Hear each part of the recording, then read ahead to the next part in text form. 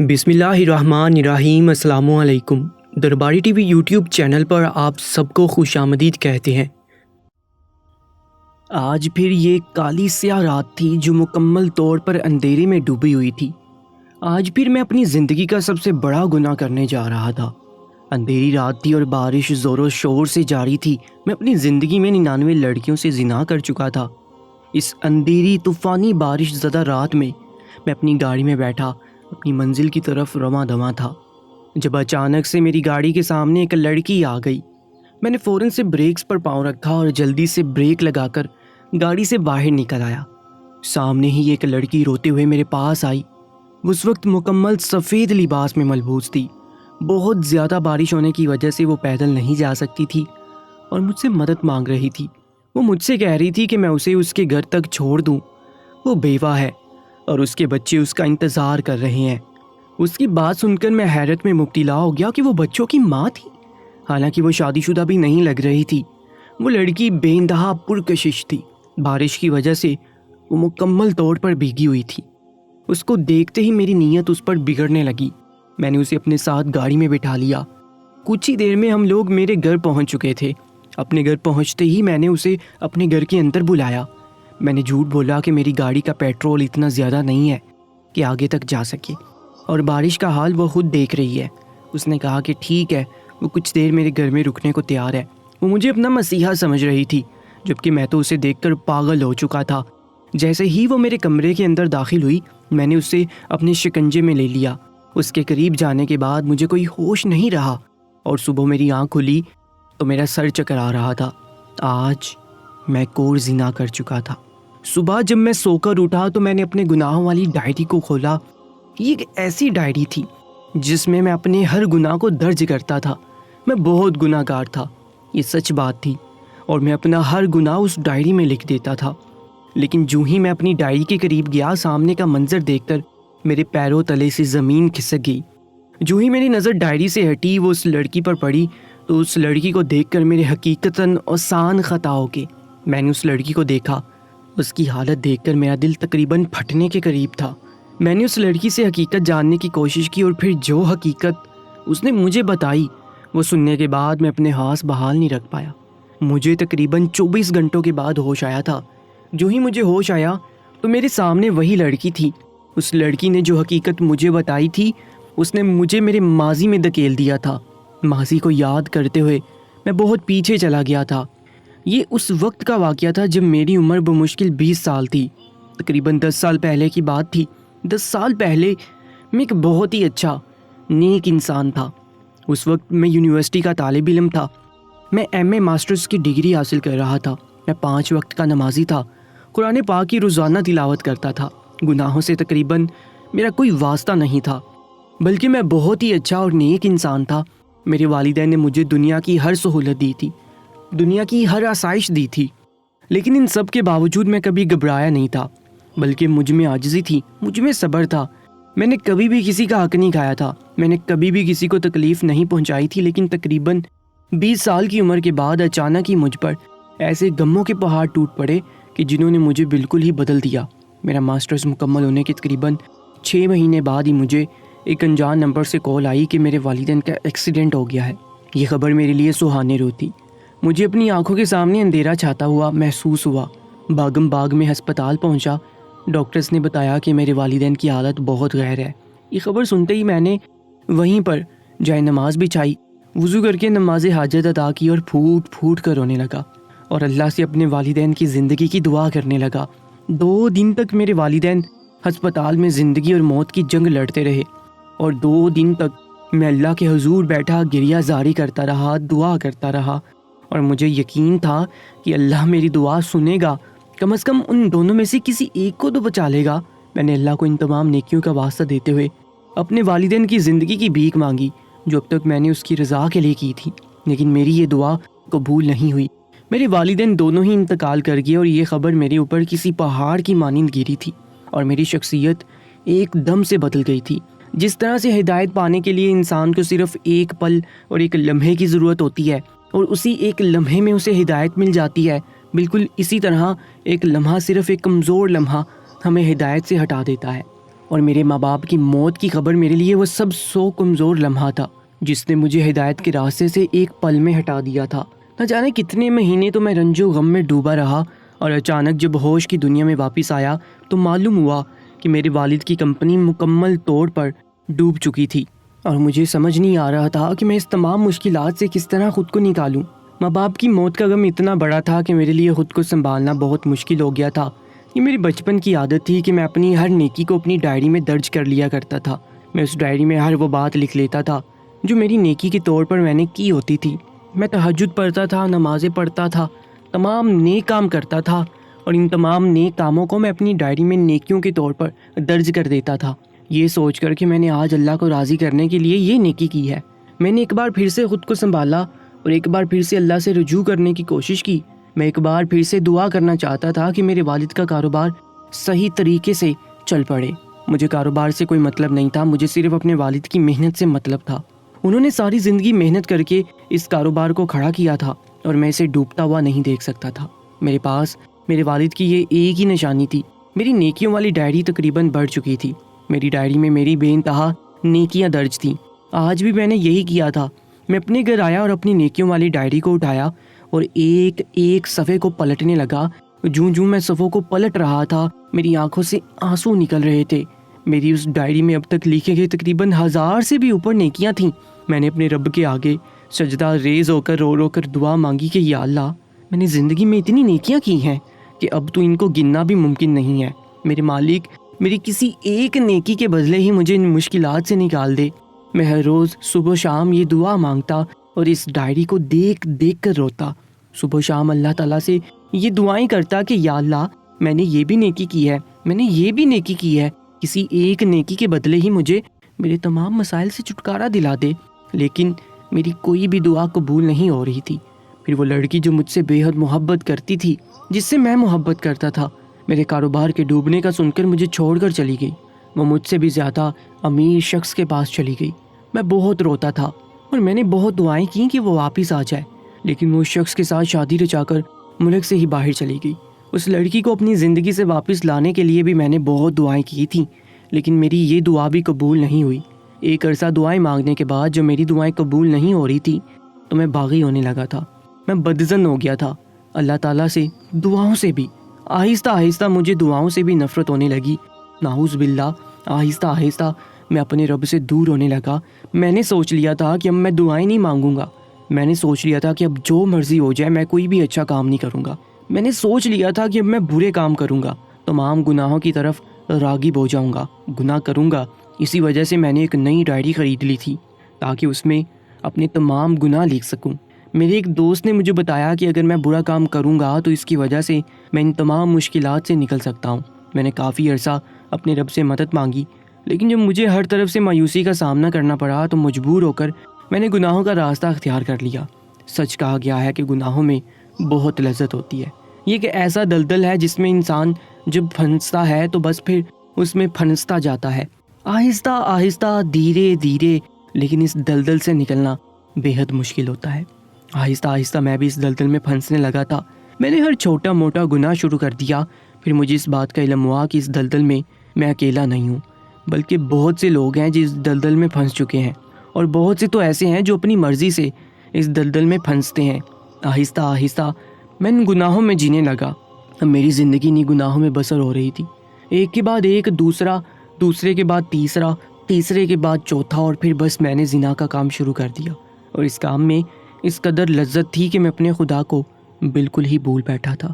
یہ سچ تھا کہ میں نے دن بدن بہت زیادہ ترقی کی۔ آہستہ آہستہ میں کامیابی کی بلندیوں تک پہنچ گیا۔ اس دوران میں نے کئی لڑکیاں پھنسا رکھی تھی۔ میرے تمام گناہوں میں زنا سب سے بڑا گناہ تھا اور سب سے پسندیدہ بھی۔ میں ہر رات کسی نہ کسی لڑکی کے ساتھ زنا کرتا تھا اور مجھے اس بات کا ذرا برابر بھی افسوس نہیں ہوتا تھا۔ تمام لڑکیاں اپنی مرضی سے میرے ساتھ رشتہ قائم کرنے کے لیے تیار ہو جاتی تھیں، اور جب مجھے ان کی ضرورت ہوتی تو میں ان سے اپنی ضروریات پوری کرتا تھا۔ لیکن ایسے میں ایک ایسی لڑکی بھی تھی جسے پھنسانا میرے لیے بے حد مشکل ہو رہا تھا۔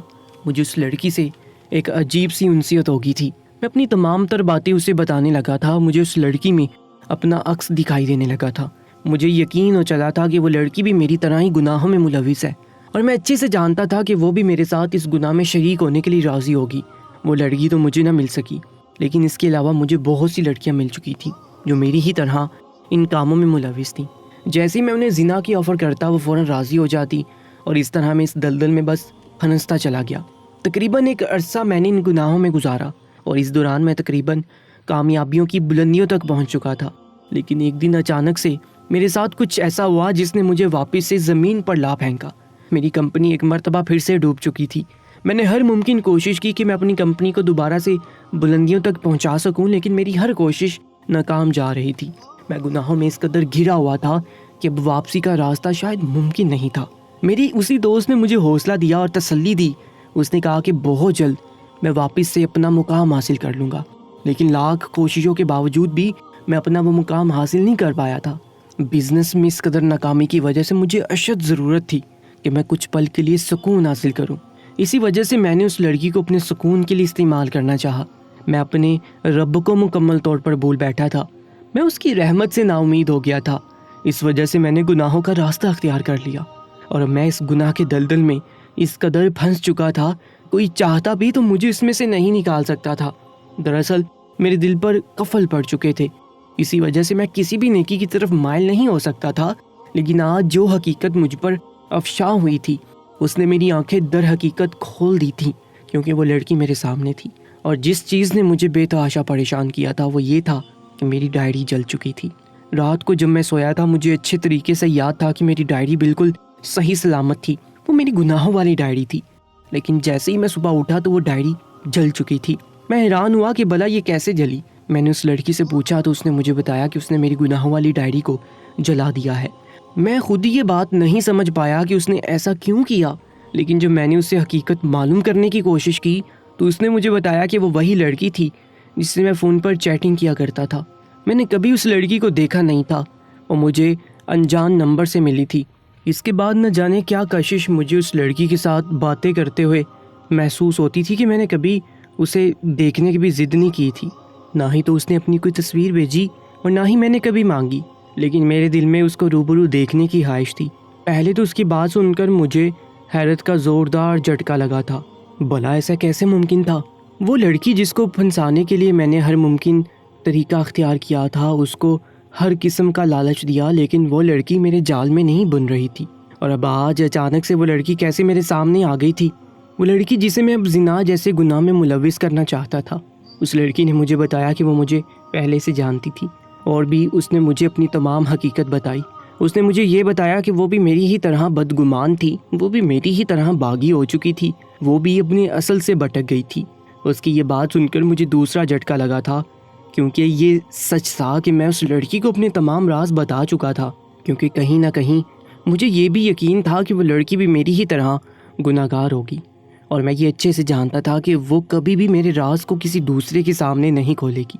جس چیز کی مجھے سب سے زیادہ حیرت ہوئی تھی وہ یہ تھی کہ بھلا وہ اس وقت یہاں کیا کر رہی تھی، جب وہ اچھے سے جانتی تھی کہ میں کون ہوں اور اس کے ساتھ کیا کرنے کا ارادہ رکھتا ہوں، تو پھر وہ خود یہاں چل کر کیوں آئی تھی؟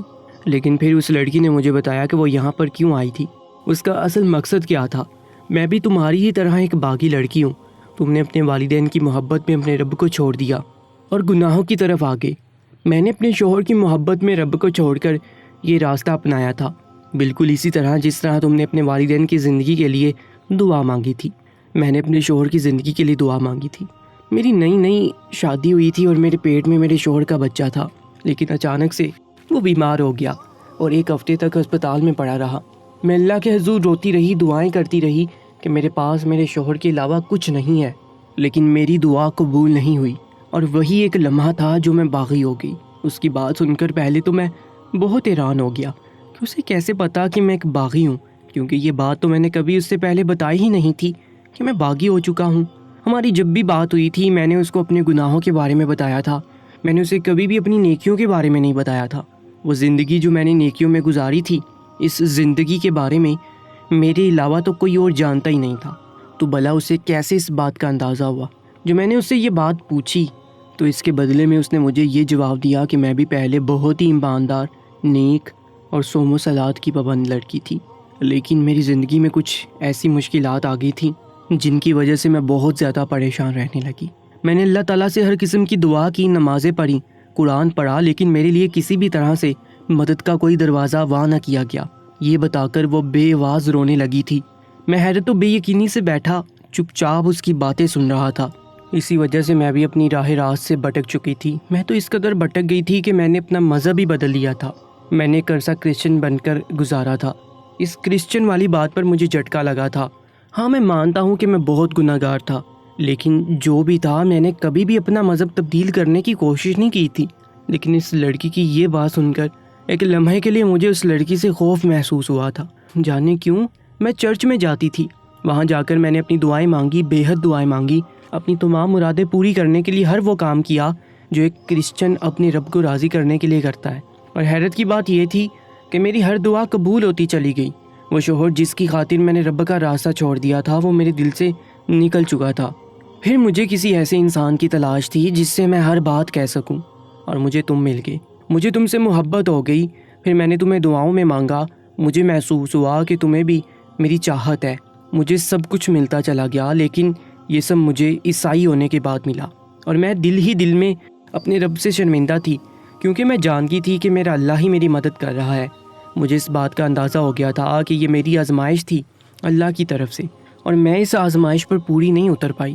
میں نے بجائے اپنے رب کے حضور جھکنے کے، مسلسل اپنے رب سے رحمت کی امید رکھنے کے، میں اپنے رب سے نا امید ہو چکی تھی، اور اسی نا امیدی کی وجہ سے میں اپنا اصل کھو چکی تھی۔ اور مجھے اس بات کا اندازہ ہو گیا تھا کہ مجھے اپنے رب سے نا امید نہیں ہونا چاہیے، بلکہ مجھے اپنا مذہب کسی بھی قیمت پر تبدیل نہیں کرنا چاہیے تھا۔ جو ہی مجھے اس بات کا اندازہ ہوا، میں نے اپنے رب سے توبہ کر لی اور واپس سے مسلمان ہو گئی۔ میں اس قدر گناہ گار ہو چکی تھی کہ اپنے رب سے بات کرتے وقت بھی شرمندہ ہونے لگی۔ میں خود نہیں سمجھ پا رہی تھی کہ میں اس قدر بددل کیسے ہوگی، میں اپنے رب کی رحمت سے نا امید کیسے ہوگی، اپنے اصل کی طرف واپس لوٹ آئی تھی، اور میں اپنی زندگی کے بارے میں سوچ رہی تھی۔ جب مجھے تمہارے بارے میں پتہ چلا، مجھے اس بات کا احساس ہوا کہ تم بھی گناہوں کے اس دلدل میں ہو، تو مجھے لگا کیوں نہ میں تمہیں بھی راہ راست پر واپس لے آؤں۔ اسی وجہ سے میں نے جان بوجھ کر تم سے اس رات رابطہ نہیں کیا۔ اس رات میں جان بوجھ کر تمہاری گاڑی کے سامنے آئی تھی، اچھے سے جانتی تھی کہ تم مجھے اپنے ساتھ ضرور لے جاؤ گے۔ تم نے خود مجھے یہ بات بتائی تھی کہ تمہارے پاس ایک گناہوں والی ڈائری ہے، اور تم اپنے تمام گناہ اس ڈائری میں لکھتے ہو۔ اسی وجہ سے میں نے اس ڈائری کو جلا دیا ہے۔ اس ڈائری کو جلانے کے بعد اب تمہارے تمام گناہ مٹ چکے ہیں۔ اگر تم اب چاہو تو اپنے اصل کی طرف لوٹ سکتے ہو۔ اس کی یہ بات سن کر جانے کیوں مجھے بے تحاشا رونا آیا تھا۔ بھلا ایسا کیسے ممکن تھا کہ اتنے گناہ کرنے کے بعد میں واپس اپنے رب کی طرف لوٹ جاؤں؟ کس منہ سے میں اپنے رب کے سامنے جاؤں گا؟ یہ سوچ ہی میری روح کو کھینچ رہی تھی۔ اور رہی بات کل رات کی، تو کل رات ہمارے درمیان کچھ نہیں ہوا تھا۔ اس کی اس بات پر میں حیران رہ گیا، کیونکہ یہ تو ناقابل یقین بات تھی۔ ایسا کیسے ہو سکتا تھا؟ کل رات میں نے خود اس کے ساتھ زنا کیا تھا، تو بھلا وہ یہ کیسے کہہ سکتی تھی کہ کل رات ہمارے درمیان کچھ نہیں ہوا؟ لیکن پھر اس نے مجھے جب حقیقت بتائی تو مجھے مزید شرمندگی کا سامنا ہوا۔ کل رات میں نے جو جوس تمہیں پلایا تھا اس میں نیند کی دوا تھی۔ نیند کی دوا کھانے کے بعد تم تقریباً بے ہوش ہو چکے تھے، اور ہم دونوں کے درمیان کوئی بھی غلط رشتہ قائم نہیں ہو سکا۔ میں چاہتی ہوں تم اپنے تمام غلط کاموں کو چھوڑ دو اور اللہ تعالیٰ کی طرف واپس لوٹ آؤ۔ اس لڑکی کی اس قدر مخلصی پر میں حیران ضرور ہوا تھا، لیکن میں یہ بات بھی سمجھ چکا تھا کہ جب انسان گناہوں سے توبہ کر لیتا ہے تو پھر وہ خود بخود اللہ تعالیٰ کے حضور جھک جاتا ہے، اور جب انسان اپنے رب کے حضور جھکتا ہے اور عاجزی اختیار کرتا ہے تو پھر وہ کسی کو بھی گناہوں کے دلدل میں پھنسا نہیں رہنے دیتا۔ میں اچھے سے سمجھ چکا تھا کہ یہ لڑکی کیوں میری اس قدر مدد کر رہی ہے، لیکن جو بھی تھا اس لڑکی نے مجھے حقیقت کا آئینہ دکھا دیا تھا۔ اس نے مجھے میرے رب کے قریب ہونے کے لیے خوبصورت راستہ دکھا دیا تھا۔ اس لڑکی کی باتوں نے مجھے میرا اصل دکھا دیا تھا، اور مجھے میرے رب پر میرا یقین واپس دلا دیا تھا۔ اپنے تمام تر گناہوں سے توبہ کر لی تھی۔ میں اس رات رویا تھا، بے تحاشا رویا تھا، اور اس لڑکی کا جتنا شکر ادا کر سکتا اتنا کیا تھا۔ لیکن اس کی اگلی فرمائش پر مجھے جھٹکا ضرور لگا تھا، لیکن پھر مجھے اس کی بات بالکل درست لگی۔ میں نے اس کی بات مان لی تھی، اور پھر ہم دونوں نے اپنے تمام تر کیے گئے گناہوں کا ازالہ ادا کیا۔ اور اس کے بعد جب ہماری روحیں دوبارہ سے پاک ہو گئی تو ہم نے ایک دوسرے سے نکاح کر لیا اور اپنے تمام گناہوں سے رو رو کر توبہ کر لی۔ میرا رب بے شک بہت غفور الرحیم ہے، اسی وجہ سے اس نے مجھے معاف کر دیا اور مجھے سکون اور اطمینان بڑی زندگی عطا کی۔ آج میں اس لڑکی کے ساتھ یعنی اپنی بیوی کے ساتھ ایک بہت اچھی اور خوشحال زندگی گزار رہا ہوں۔ ایک لمبے سفر کے بعد اللہ تعالیٰ نے مجھے ایک بہت ہی اچھے ہم سفر سے نوازا تھا، جو میرے قدم کے ساتھ قدم ملا کر چلتی تھی، ایک ایسی لڑکی جو خود بھی پہلے بہت ٹوٹی ہوئی تھی۔ اس نے مجھے دوبارہ کبھی بھی راہ راست سے بھٹکنے نہیں دیا۔ ایسا نہیں ہے کہ مجھے اب مسائل کا سامنا نہیں کرنا پڑتا، یہ زندگی ہے اور زندگی میں اچھا برا وقت چلتا رہتا ہے، لیکن اب میرے پاس ایک ایسی انسان ہے جو مجھے اچھے برے میں فرق بتاتی رہتی ہے، ایک ایسی ہم سفر جو مجھے راہ راست سے بھٹکنے نہیں دیتی۔ اب جب بھی مسائل آتے ہیں تو میں گناہوں کی طرف مائل نہیں ہوتا، بلکہ میں اپنے رب کے آگے جھکتا ہوں اور اپنے رب سے مدد مانگتا ہوں، اور بے شک میرا رب نہایت ہی رحم کرنے والا ہے، وہ میرے تمام مسائل کو حل کر دیتا ہے۔ ہاں یہ سچ ہے کہ اب بھی میں پہلے کی طرح بہت امیر اور عیش و عشرت کی زندگی نہیں گزار رہا، لیکن حق حلال کی کمائی میں بے حد سکون ہے۔ اسی وجہ سے میں حق حلال کی کماتا ہوں اور اپنی بیوی کو بھی وہی کھلا رہا ہوں۔ حرام میں لذت ضرور تھی، لیکن بے شک وہ انسان کی زندگی اور آخرت دونوں تباہ کر دیتی ہے۔ اسی وجہ سے اللہ تعالیٰ نے مجھے ہدایت دی اور مجھے نیکی کے راستے پر چلا دیا۔ اللہ تعالیٰ ہم سب کو راہ مستقیم پر چلنے کی اور گناہوں سے بچنے کی توفیق عطا فرمائے۔ کمنٹ سیکشن میں آمین ضرور لکھیے گا۔ انشاءاللہ ملاقات ہوگی ایک نئی کہانی میں۔ اپنا اور اپنے دوست احباب کا بہت زیادہ خیال رکھا کریں۔ اللہ نگہبان۔